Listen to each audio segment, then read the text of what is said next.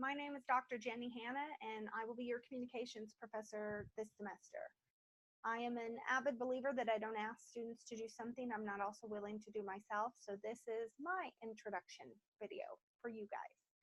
I'm going to share a little bit more information about myself than I did on the discussion board, although your video only needs to contain that short amount of information. The reason that I'm doing that is I found that no matter what level of courses I was taking, whether it was undergraduate, master's, or doctorate, the more that I knew about my professor, the more I found that we had things in common or even shared common experiences, the less intimidating they were. So in an effort to make myself maybe less intimidating, I don't know, maybe I'm not intimidating at all, I just want to share a little bit more about myself. So please don't feel like you need to go this in depth in your video. I was born in Georgia. I was a military brat. It's where my dad was stationed. My parents didn't stay married for very long, divorced when I was pretty young, prior to elementary, and my mother moved us out to Arizona. Once I finished my high school time, I decided I wanted to join the service as well. I was going to be a communications 31 uniform, but something happened and I got a chance to actually drive a PLS during a drill weekend because I was National Guard before I had graduated from high school. And I fell in love with driving those trucks. So I switched MOSs, mostly because I knew that would never be a job that I would ever do as a regular career. And the notion of being behind that 16-ton, 16-wheel vehicle and the thrill of it was indescribable. Thankfully, I did do that though, because while I attended basic training, I ended up meeting the man that I would eventually marry. His name is Chris Hanna. He is from Lawton, and so he is active duty, or he was at the time, and he chose to get stationed back here at Fort Sill. He loves the great state of Oklahoma. While I was just National Guard, it made it pretty easy for me to be able to move out here, and we don't do what ifs in my family. And so thank goodness, because we've been married for 19 years now. We have one son named Chris, who is a senior as well, which is why often I refer to my husband as Mr. Hanna to avoid confusion, whether I'm talking about my son or talking about my husband. And while he only served for a short amount of time, he does work civil service on Fort Sill.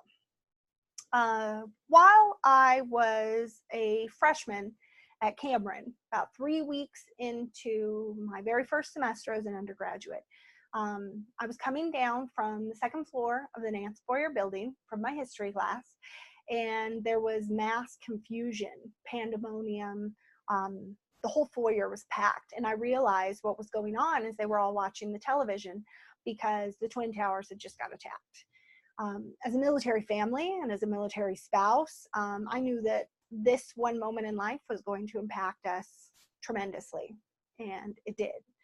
I unfortunately did not have to deploy, although my husband did twice, and he went very early on in fighting over in Iraq.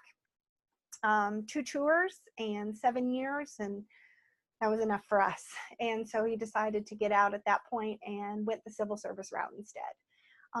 The reason that I share that is because post-traumatic stress disorder is a very active and real thing in our family, as it is in a lot of military families. This is a common thing that we see amongst people in our community.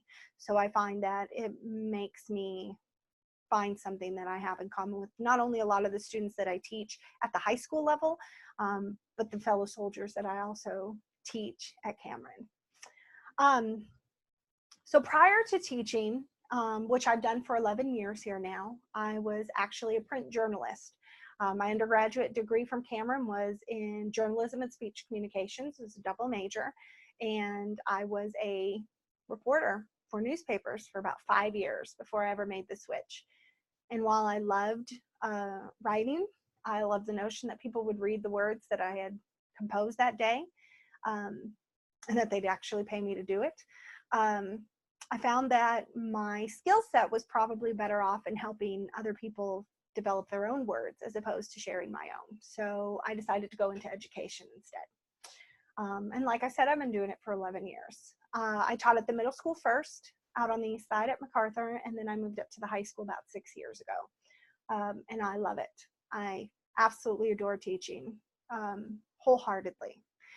A few other things that I wanted to also do with this video is that I wanted to use it as a little bit of a model or a teaching opportunity. This is an online course, and so you do not have the benefit of being able to be in front of your peers, which could be seen as a positive or a negative, however you choose to spin it. But you need to make sure that what you are sharing is something that we can adequately enjoy, that we can adequately see and hear, and all of those great things. So a couple helpful hints as you guys prepare to make your own introduction videos. One, I am in an extremely well-lit room. I chose this specific time of day so that way I would have light coming in from the windows in my office. I also have the light on overhead, and I actually have a spotlight, which is just a desk lamp that's pointed at me and gives me a little bit of light. So that way there are not shadows that are on my face. Secondly, I made sure that I have not cut my body off in any sort of way. I framed myself so that my top of my head isn't being cut off from the camera, and that it's not just like right up here underneath my chin, that I actually framed my body in there, heads and shoulders, all the way up to the top of my head, okay? Additionally, I also framed myself within the actual picture itself. As you can tell, there's a buffer of space on both sides of me. I've created kind of a cushion around myself. You need to do that in your videos as well. Find a way to set up your camera, some sort of steady tripod. Please don't have somebody hold it. You're going to end up shaking that thing all around. And even with someone with the most steady of hands, it's going to be difficult for us to be able to watch. Okay. Also, make sure that you are in a quiet space. I, luckily, am blessed with a lapel pin, the lapel microphone that I actually get to use in the business communications course that I teach. So that helps a little bit. But lots of you guys are going to probably be using the microphone on your computer or on your cell phone, whatever it is that you're using to record. So you need to make sure that the ambient noises around you are down to a very dull roar. Beyond that, I'm looking forward to seeing what you guys have to share and to build our classroom community as you make your introduction videos. So let's get started. All right. Turn this bad boy off.